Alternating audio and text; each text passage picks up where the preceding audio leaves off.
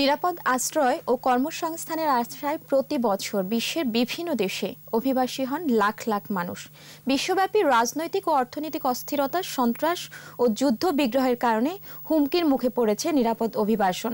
বিশেষজ্ঞরা বলছেন, রেমিটেন্স প্রবাহ বাড়াতে সাধারণ অভিবাসনের বদলে দক্ষ জনশক্তি রপ্তানিতে গুরুত্ব দেওয়া জরুরি। আন্তর্জাতিক অভিবাসী দিবস উপলক্ষে আদিত্য মামুনের রিপোর্ট। অভিবাসীদের অধিকার সুরক্ষায় ২০০০ সাল থেকে প্রতি বছর ১৮ ডিসেম্বর পালিত হয়ে আসছে বিশ্ব অভিবাসী দিবস। অভিবাসী শ্রমিক ও দেশে রেখে আসা পরিবারের সদস্যদের নিরাপত্তা নিশ্চিতে ১৯৯৭ সাল থেকে এশীয় দেশগুলোতে এ নিয়ে প্রচারণা শুরু হয়।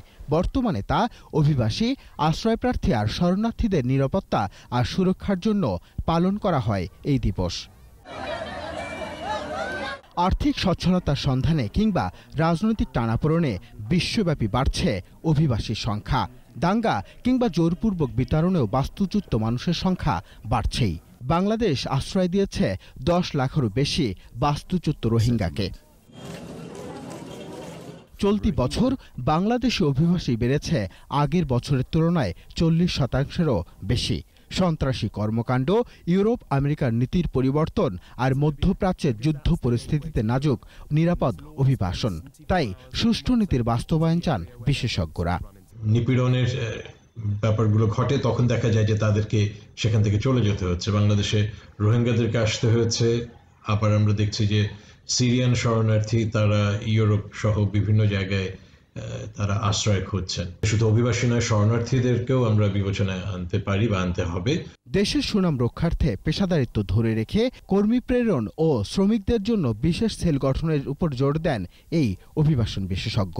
যেসব দেশে আমাদের অভিবাসীরা কাজ করেন বা বিশ্বের অভিবাসীরা রয়েছেন, সেখানে যখন অর্থনৈতিক মন্দার প্রভাব দেখা দেবে এবং সেটা অবশ্যম্ভাবী, তখন দেখা যাবে যে সেখানে স্থানীয়রাই ঠিকমতো কাজ পাচ্ছেন না এবং তখন অভিবাসীদের ক্ষেত্রেই প্রথম খড়গটি নেমে আসতে পারে। পাশাপাশি নতুন শ্রমবাজার খুঁজে শতভাগ দক্ষ কর্মী পাঠানোরও তাগিদ তার। বাংলাদেশি সহ অন্যান্য অভিবাসীদেরকে কিছুটা জোর করেই ফেরত পাঠিয়ে দিতে চেষ্টা করেছে। সীমান্তে বেড়াজাল সত্ত্বেও পৃথিবী মানুষের অখণ্ড আবাসভূমি। অভিবাসন এক বৈশ্বিক বাস্তবতা। এই বাস্তবতায় নিরাপদ অভিবাসনের তাগিদ বিশেষজ্ঞদের।